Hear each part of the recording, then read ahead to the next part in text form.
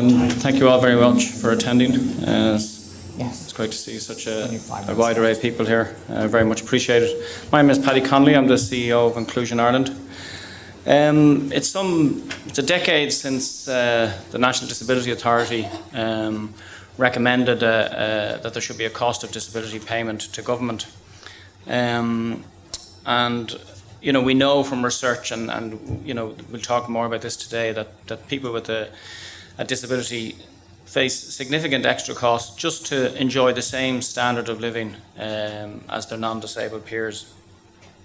And that's why when the NDA made their recommendation, that they described it primarily as an issue of equality. Over the past 18 months, we've been talking to John Cullinan about research that he's leading, and an upcoming publication, John? Yeah. December, an upcoming publication on the cost of disability with a number of contributors from academia across Ireland. So he's very kindly given us support in this and access to the research, and I'd like very much to thank him for helping us pull this together. I'd also like to thank my colleagues in Inclusion Ireland, and particularly Jim Winters, for actually putting it together.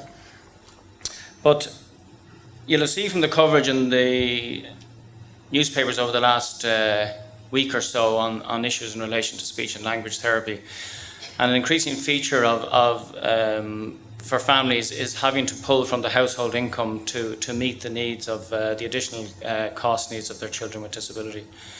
And equally, there are plenty of people. We put Claire's story in your information pack, and that was a blog that was done some time ago, but it's just an illustration of the kind of daily costs and daily barriers that people with a disability face, as I say, just to enjoy a standard of living equal to others. So you might take time to read Claire's story when you get an opportunity.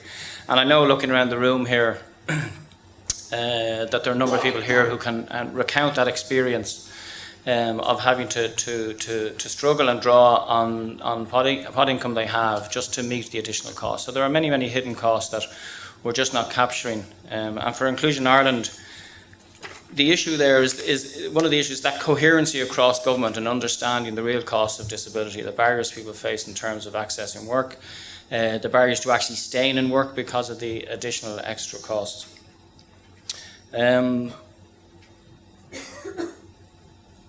a slightly tangential note, one wonders why a decade after a recommendation, which came after 2 or 3 years of detailed research and a very weighty tome on terms of the cost of disability, why this type of issue does not stay on the political agenda. Why does it not find traction, and why does it slip off the agenda so easily? Is that a conscious political decision, just that it's not something to be pursued, or is it because people with a disability, by and large, are not at the table?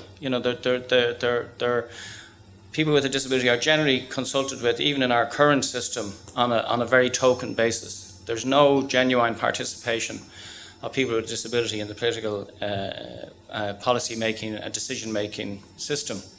And so, understandably, then the issues that are critical to people with disability don't find traction because they're not at the table. And I suppose, so I want to particularly welcome our colleagues from the Leaders Alliance and the Dublin-wide independent living movement here today, because it's by having them in the room that this type of issue will take hold. And certainly from an Inclusion Ireland point of view, we're very committed to opening the discussion today, but also making sure that this issue finds traction leading up into the next election, and that we've called today, as part of this conference, for a commission on the cost of disability, and that's something we'll be pursuing over the next year or so.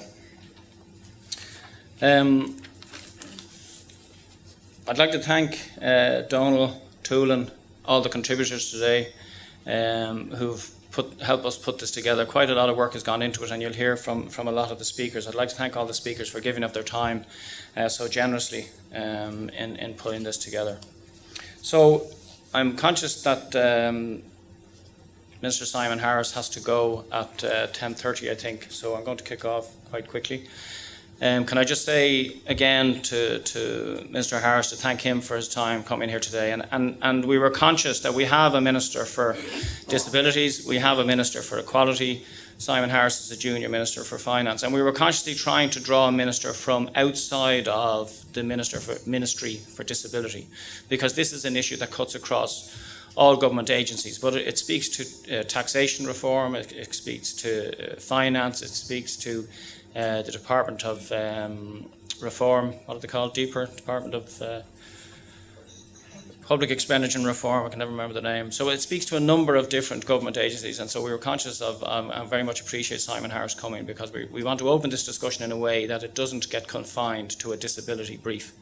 This is something that cuts across the finance and taxation system. So without delaying things any further, can I ask Simon Harris to say a few words? Thank you.